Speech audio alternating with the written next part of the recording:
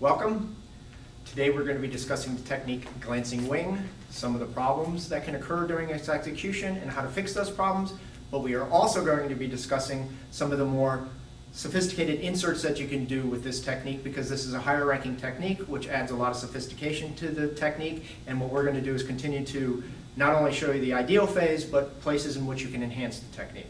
So let's first start out with the ideal phases of this technique.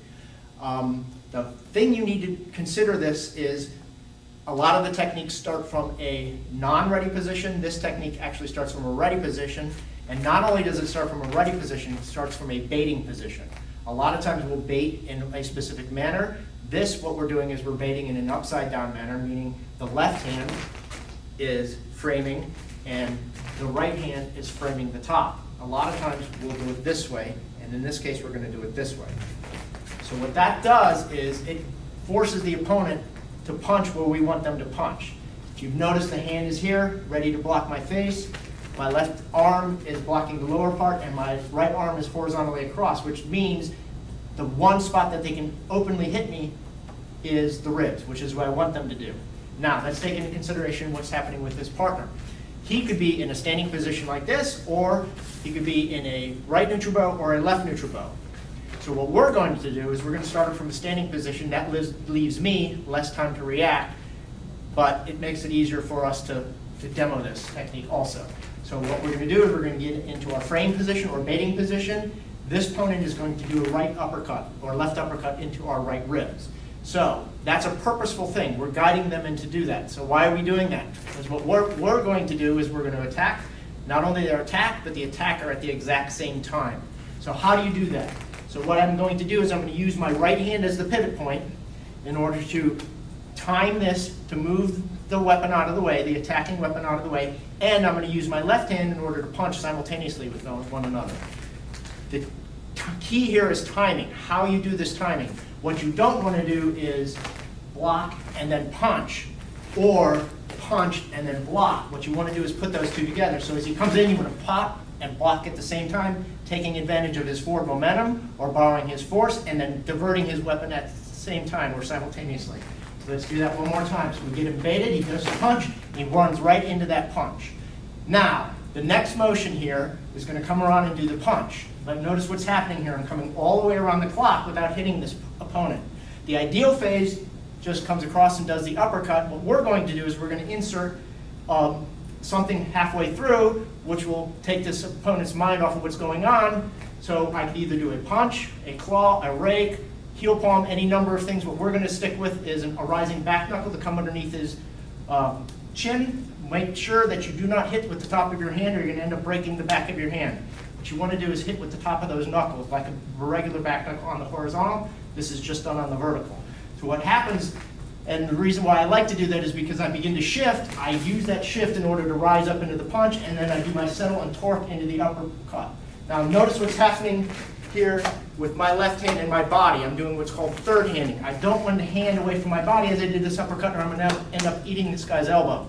I don't want to do that. So what I do is as I begin to throw the punch, I throw this against myself using third handing, as I said earlier, and doing the uppercut punch.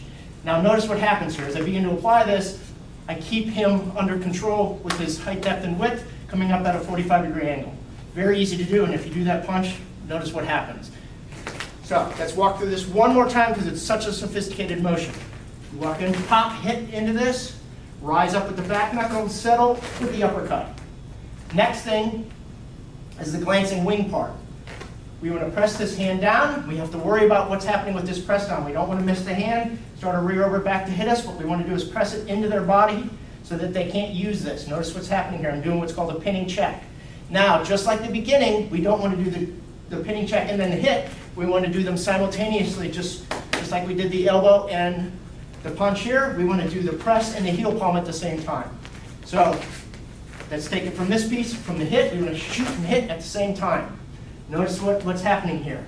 Now that I've got the arm pinned against his body, now what I want to do is I want to move the arm off and control that. So I'm going to take this as an isolated motion so you can see it. So what's happening here is I want my elbow anchored upwards, and I'm using my hand slightly bent at the wrist, keep control. So if he tries to come down, I can check it. If he tries to go up, I can check it. It's similar to what you would do with sticky hands. So as I begin to do the punch, I do the pin and the hit. Now as I begin to push and check, notice what's happening here. I'm pulling the hand up, but it's still under control. We're going to spin around so that you can see what's happening with my left hand simultaneously with that. So once we've got the hit, we let the hand slip over. I'm taking my fingertips of any of my fingers, but typically I like my middle finger because it's the longest. I fit it right in behind his jaw, and I use that in order to turn his head. The reason why I want that is for the next motion. While I'm checking my left hand high, now notice what's happening here. I have my right hand high, ready to hit what I want to hit, and I can spin him where I need to spin him, so I have line of sight for my strike. So let's take that one more time from the punch. Do the pin and the hit, use the finger to guide, get him where I want him. Now at this point I can do one of three things. I could do a punch. The punch, let's turn this around so you can see it. The punch could either go to the back of the jaw, just like I did with my finger on his right side of the jaw. On the left side of the jaw, I could punch right behind the jaw. I could use my forearm to do the orbital socket or the cheekbone, or I could use an elbow and turn into this. Either way, I'm doing what's called a sandwiching maneuver or a vice-like maneuver. So I'm hitting and using my left hand in order for him not to move. Now, one of the problems that you'll run into here is turning. A lot of people like to overturn and turn away from this. So as I begin to do this punch, or my forearm on my elbow, I'm turning away from the strike. The way to solve for that is pretend you're punching, elbowing, or forearming down to the ground and drop into your wide kneel as you do the strike. And that keeps you in line with what you're doing. Another way to think about this is if he was bent over and I was using him as a breaking board, I do my board breaking like this. I don't do my board breaking like this. Same idea here. I've got him lined up. I'm going to punch and use him as if I'm breaking a board. Now, with the elbow, you can do a slight torque. Since I have him lined up, I can do the torque into it rather than doing the drop. But for the other two, you must stay on your wide kneel. You can't turn away or you're going to be moving away from the punch. That's the equivalent of doing this. If I'm trying to punch him, I always want to do it towards him. Now we're just doing it on the vertical. Let's walk through this one more time. Let's switch around so you can see the other side as we do this. So we do our framing or guiding him to do the punch. As he begins to do the uppercut, we're going to use our hand as a pivot point to divert the weapon and punch vertically at the exact same time. Tying those two together. One, you can shift it to a forward bow if you need it, or you can stay in a neutral bow. It all depends upon the range that he's punching. If he's really close like he is, I don't necessarily have to turn into that forward bow. Now, the insert can be done, or we can just come straight across into the uppercut. In this case, we're going to do the insert as we step, settle into the punch up at that 45 to turn him away from you. Make sure you third hand. Don't leave that hand away from your body to eat the elbow. Next, we want to pin the hand down against his body. We don't want to reorbit it back to hit us. We want to pin it into his body and hit him at the same time. The first motion and this motion are the exact same timing. We want to get the heel palm.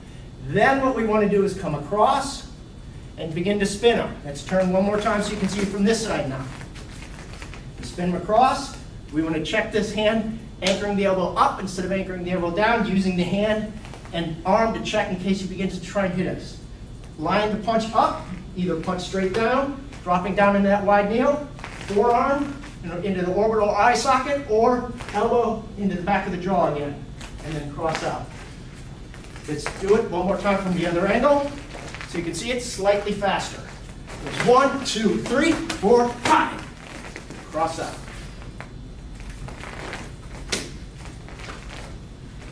Hope this video helped you. Thank you very much.